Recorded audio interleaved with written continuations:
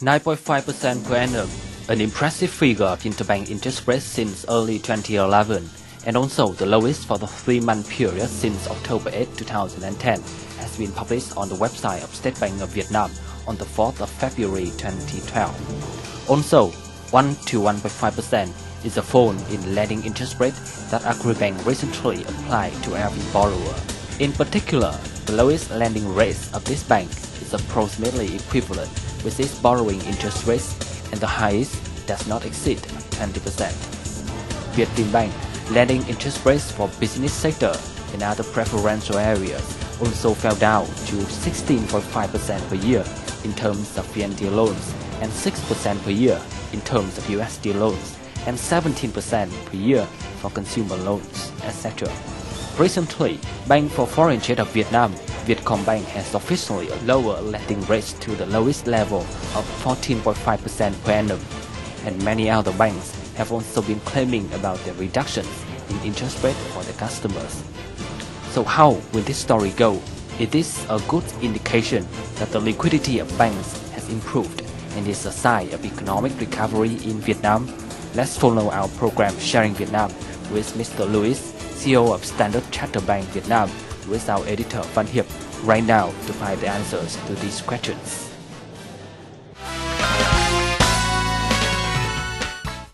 Hello, you're watching Sharing Vietnam on NETVIET VTC10. I'm Văn Hiệp, your host for the show today. So now may I introduce to you the guest of our show today, Mr. Louis Taylor, the CEO of Standard Chartered Bank in Vietnam. Good evening, Mr. Louis Taylor. So how are you today? I'm good, thank you very much, Hiệp. Thanks for inviting me on the show this evening. And the first question I want to know, so how long have you been living in Vietnam? Oh, I've been in Vietnam nearly 18 months now, and I've been having a great time with my family as well. So what do you like most about Vietnam? Vietnam has great food, great people, lovely countryside, great beaches. There's very little that's not to like about Vietnam. Can you tell us what food do you like to eat in Vietnam? Yeah, love the soft shell crabs. Any spring rolls, I'm very happy to eat. The green mango salads with the pork and the dried shrimp, all fantastic.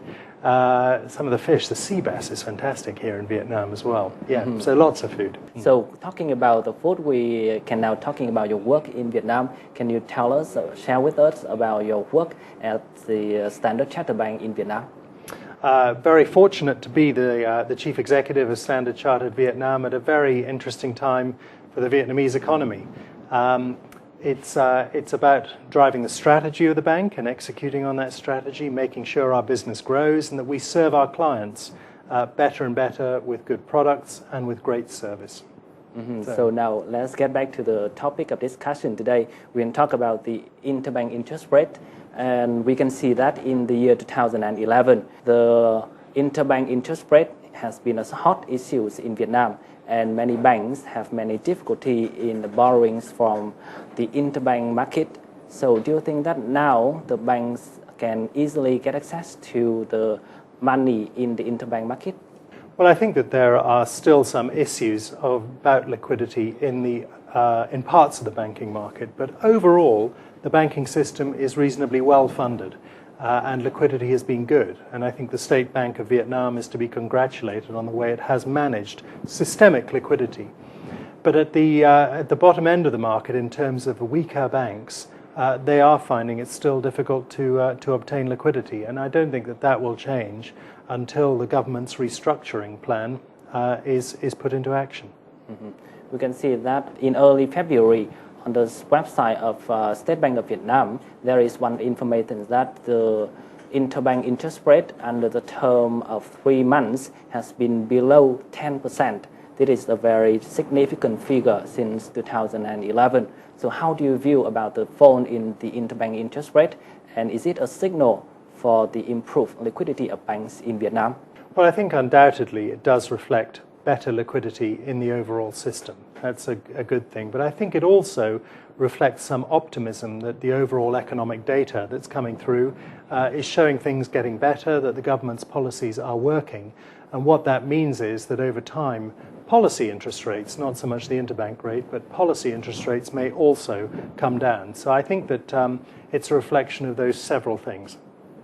We can see that many economists also stated that it is due to the improved liquidity of banks that lead to the fall in the interbank markets. But some others also stated that it is due to the playgrounds of banks have belonged to large commercial banks. So how do you think about this opinion? Well, I think that if you are a large bank and a strong bank, then the market is fine for you. You have the choice of liquidity sources, and you have a choice of where to lend your liquidity into the interbank market as well. I think it is a different story for some of the weaker banks, who are generally the smaller banks, but not always. And I think there are still some liquidity issues in that end of the market. We can see that recently the interbank interest rate has been reduced. So is it a positive signal for Vietnam's enterprises to expect a fall in the lending interest rate from banks in the future? Well, I think that the fall in the interbank rate reflects an expectation of a fall in policy rates. It's not that the fall in the interbank causes a fall in policy rates. The interbank rate is a pure market rate based on supply and demand. Policy rates are set by the State Bank of Vietnam. But we would expect to see at Standard Chartered, we would expect to see policy interest rates start to come down gradually during the second quarter maybe of this year. So thank you, Mr. Lee, for your sharing. So now we would like to share with you and with the TV viewers some information about the movements in Vietnam's lending interest rates in this February.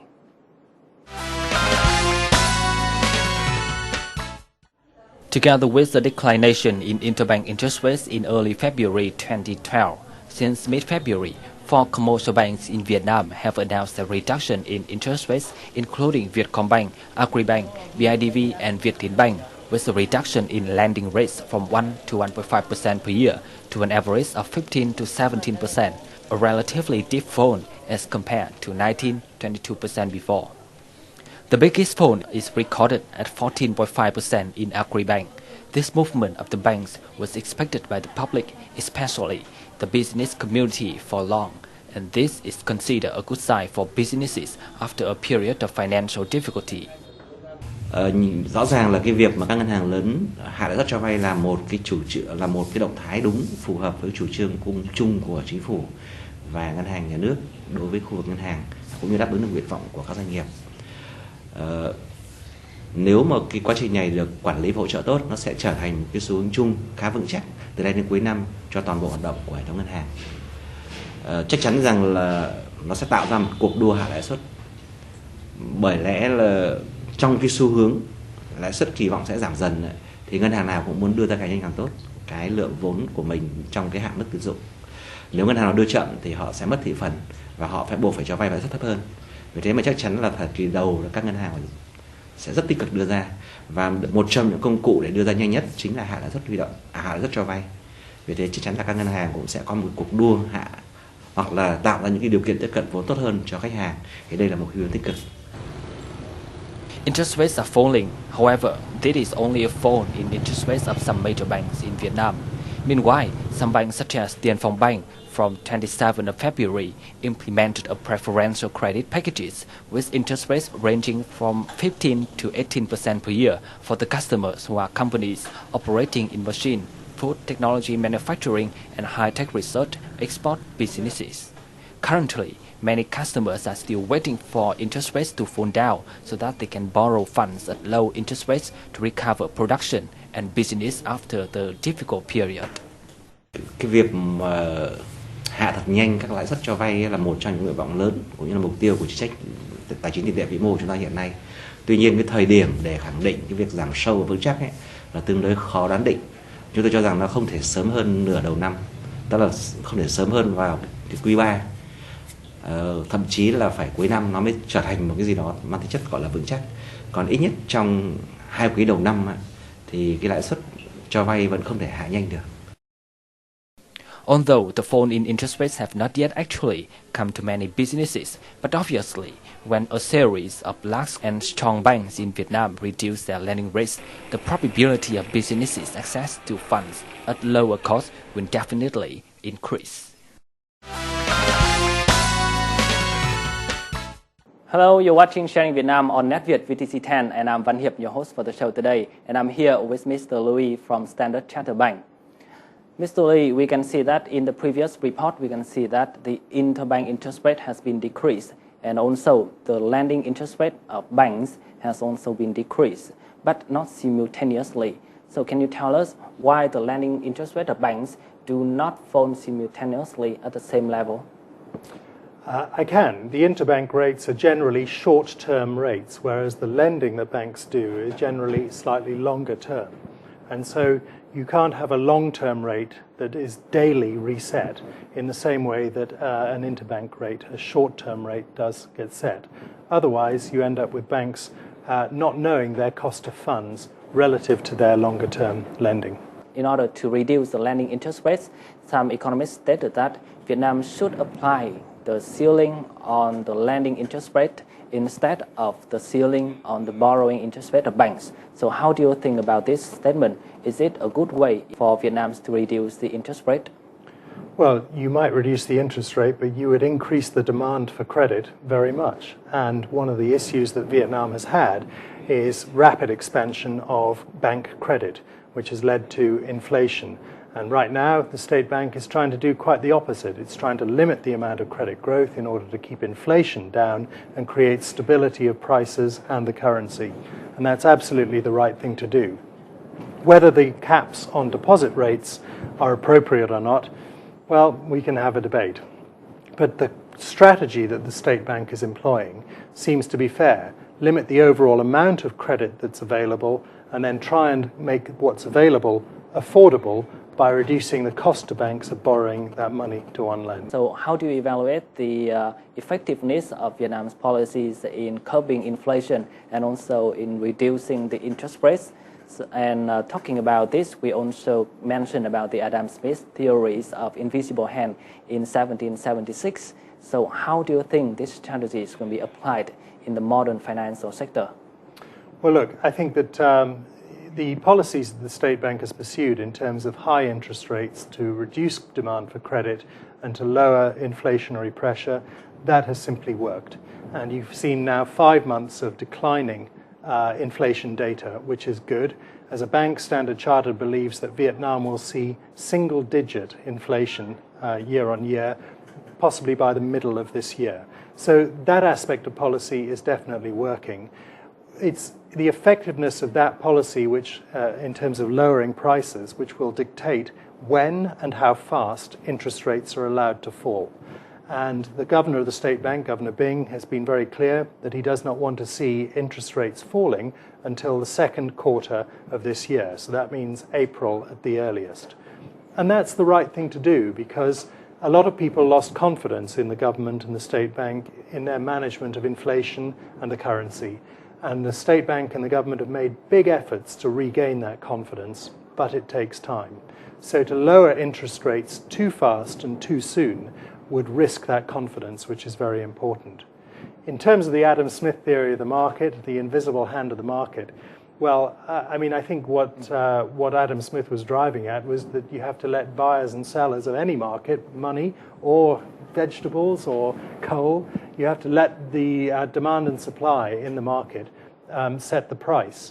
And I think that at the moment the State Bank feels that until it has created more stability in terms of prices and the currency, it's not yet able to make Vietnam's interest rate market truly a market, an open market for buyers and sellers as they please. Some economists have also predicted that there will be some changes in the year 2012, and these changes should be necessary for Vietnam's economy. So how do you think about this trend? Well, I think that the government has acknowledged that there will be changes and there is a need for those changes. I think that they've been open about wanting to restructure the banking industry. And that means ensuring that participants have adequate liquidity, have adequate capital, so the solvency is all right, that they're well run and transparent, and that they have sustainable business models. And I think that the stated aim of the State Bank is to ensure a restructuring of the industry that delivers those things. We've seen one set of bank mergers. The governor has promised us more in this quarter. and that may not be the end. But mergers are not the only way of restructuring a banking system, and there are many other elements as well. But we will see change, I'm sure, in 2012. And that's all we have for today's shows, and we will discuss more about another topics related to Vietnam's banking system in the next episode. So thank you very much.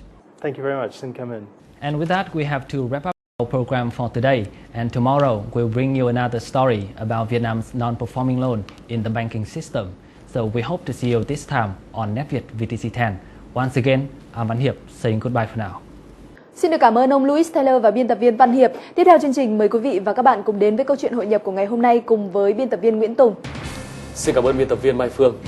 Thưa quý vị và các bạn, Hà Nội là trung tâm chính trị kinh tế lớn nhất của Việt Nam. Hàng năm Hà Nội đã đón hàng chục triệu du khách nội địa và quốc tế đến tham quan và nghỉ dưỡng. Và đây cũng là địa điểm đáng tin cậy để những nhà đầu tư chọn mặt gửi vàng. Trong tiểu mục Việt Nam hội nhập ngày hôm nay, chúng tôi sẽ gửi đến quý vị và các bạn những tiềm năng du lịch của Hà Nội.